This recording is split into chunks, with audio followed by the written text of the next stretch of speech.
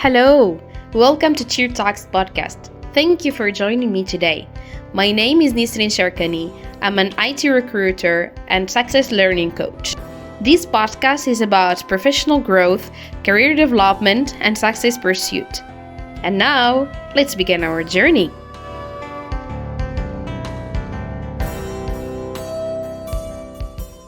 How I can sound smarter, confident, and professional at work. Figuring out how to sound smarter and confident at work will absolutely help you achieve meaningful outcomes. The reason why I decided to talk about this topic is that I had a lot of candidates who were the right fit for my vacancies, but they couldn't make it to the next stage just because they were doubting themselves and not communicating in the right way their abilities. In an interview or a meeting, you want to appear more confident, more professional, and more intelligent. So, here is my 4 simple hacks that you can use to convey intelligence at work for more visibility and greater achievements.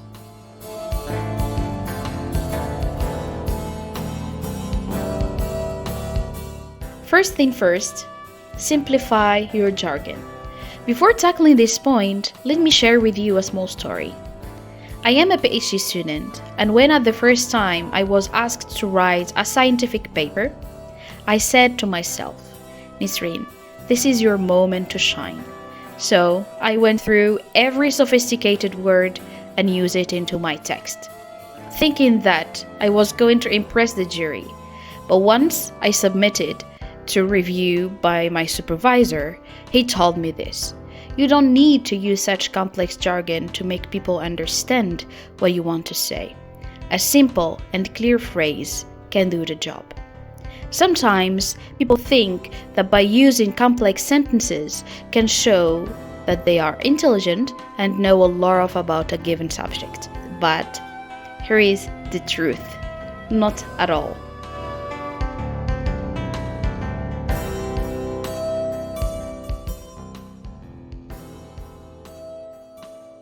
Daniel Oppenheimer, the professor of cognitive psychology at the University of California, has demonstrated that individuals are considered as smarter people when their message is easier to understand.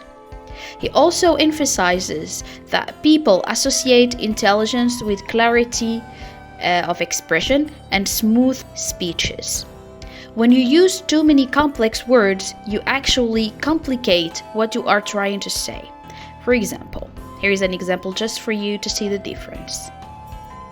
Based on the customer sentiments obtained via ABC survey undertaken to ensure our role in terms of leveraging best strategies, it turns out that the completion of our project is to be within a duration of 2 weeks. Did you understand something from what I have just said? I believe not. Here is the same message, but in more simple and smooth way. Based on the ABC survey, we have applied the best practices and our customer feedback is positive. So, we will finish the project within 2 weeks. See, much easier to understand. And it sounds that I know what I'm talking about. Your role is not making people scratching their head trying to figure out what you have just said. Your role is to communicate, to transmit an idea, and to get finally a feedback. So keep it simple, keep it clear.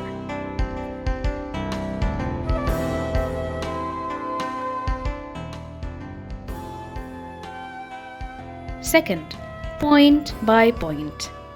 If you are sharing information in a meeting, for example, with your manager or coworker, try to use one key compelling message. Say something like, "Here is what I believe," or "My point of view is this." It instantly re-engage your audience's focus, brings back their attention, and you are making it clear and net. It's too often when I see that many people want to share their information, but they tend to use long sentences with no structure at all. So it really becomes very hard for the listener to keep up and remember all the necessary information. I do recommend to split your text into point after another. This point should be short, clear, and not longer than one sentence, just to leave your audience with one meaningful thought or action.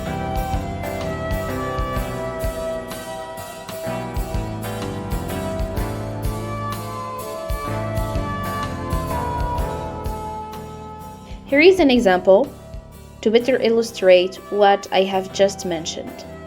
Let's imagine that I'm going to present our report for this semester. So I would say, today I would like to present the results of the work we have accomplished during this semester. First, I would like to highlight our progress in terms of project completion. We were able to successfully complete all of the projects that were scheduled for this semester. Next, I would like to discuss our efforts in terms of team building and collaboration. We have implemented several new initiatives to promote teamwork and obviously internal communication. In terms of client satisfaction, we have received positive feedbacks from all of our clients this semester. Lastly, I would like to mention our focus on professional development. We have invested in trainings and development program for our team members. Overall, it has been a successful semester for our team. We have been able to achieve our goals and make significant progress in areas that were identified as priorities. I would like to thank everyone for their hard work and dedication throughout this semester and look forward to continuing this momentum into the next quarter. Thank you, and I'm happy to take any question.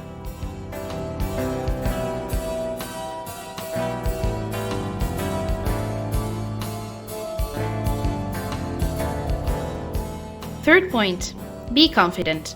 There is a strong link between how confident you appear and how competent and smart people believe you are.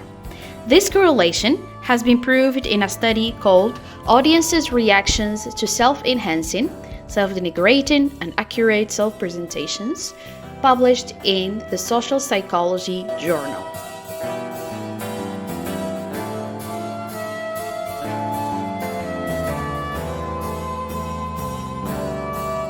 You may be wondering by now what I mean by being confident.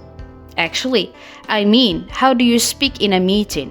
What about your voice tone? Do you sound awake and motivated or sleepy every time? How do you present your ideas? Are they clear and well connected? How do you speak? Do you speak with conviction and self-belief, or do you doubt yourself each time you take the floor? Hold on, just one more. Tell me, how do you carry yourself around? Do you usually show up with an assertive posture by standing tall and your shoulders back? Or do you tend to lean in front of you and look at the floor when you walk?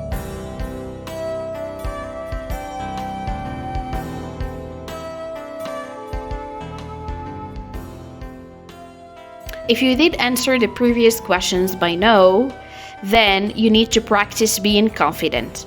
When it comes to practice, the more you take on confident-looking behaviors, the more confident you will actually start to feel and be. There is a technique that I keep recommending for everyone that I know, which is the mirror technique. It's simple but very, very helpful, believe me. Whenever you have a meeting, presentation, or any task that you need to be speaking to an audience, try to repeat your speech in front of a mirror. Do it as many times as you wish until feeling that you remember it by heart.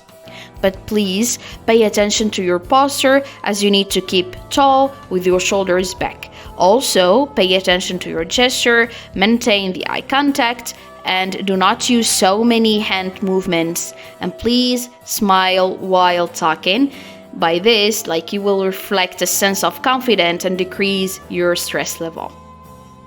By doing so, you will be able to adjust any particular thing that may seem not helping with being confident. In fact, your brain will remember not only your speech, but also your gestures, movements, and the smiling key points. So once you are in front of your audience, you will do it naturally, smoothly, as you practice it before very well. There is a quote that says, "Fake it until you make it." But I would rather say, practice it until you make it, as the last thing that you want to do is to fake or show fake attitude.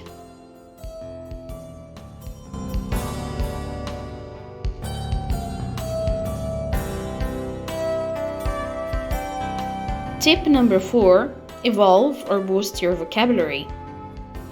Do you know that business communication coaches highlight that the words that we choose to use at work have a huge impact on how people can see us?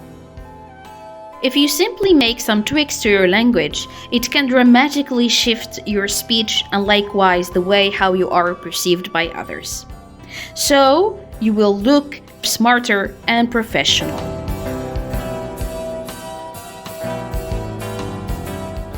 Here are some examples to better illustrate what I wanted to say. So instead of using words like problem, issue, or even challenge, which by the way are the most words used at work, try to use the word complication instead. But why? Actually, the words problem or challenge or even issue have a negative connotation. And when used, they reflect that what's coming after them will be a huge thing to solve. So once you say them, people get furious as their brains alert them about what's coming next. Complication, on the other hand, doesn't really reflect that much negativity and doesn't sound scary as it falls less serious. So, next time, instead of saying, "Oh, look, we have a problem," try to say, "We have a complication to solve." Another example, instead of the word change, use modify. People, including ourselves, don't like changes as much, especially at work. It frustrates us. It makes us think that all what we know and we are comfortable with will change, and we need to start from scratch. So instead of "let's change this strategy," try "let's modify this strategy." See? Much lighter and doesn't really reflect a lot of effort to put on. Here is another word to use. So instead of help, try assist this time. I used to use help really often, but I discovered later on that it doesn't reflect much professionalism from my side, as it shows that I was helpless and I couldn't figure out how to solve my own problems. "Would you help me, please?" This expression will reflect that you are stuck and not knowing from where to start. So like you would say to others, "Here is the problem, just find for me the solution, please." However, by using "would you assist me please," you would transmit that you have found already a part of the solution and you only need some assistance to figure out the rest of the way.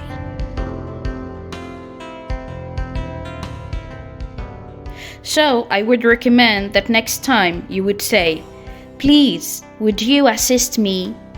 rather than, "Oh, help me please, I need help."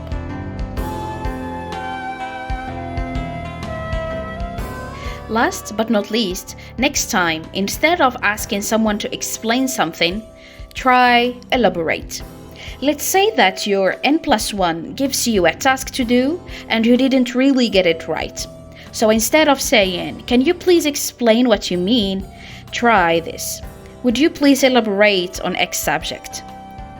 By just saying so, you would reinforce your maturity and professionalism, as you don't need explanations, but more insights.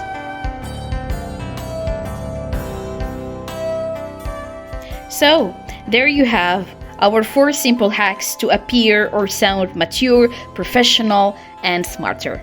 But you know, the greatest value that any company can have is an authentic person. So keep it authentic, keep it pro. I'm Nesrin Sherkani, and I will see you in the next episode. Cheers!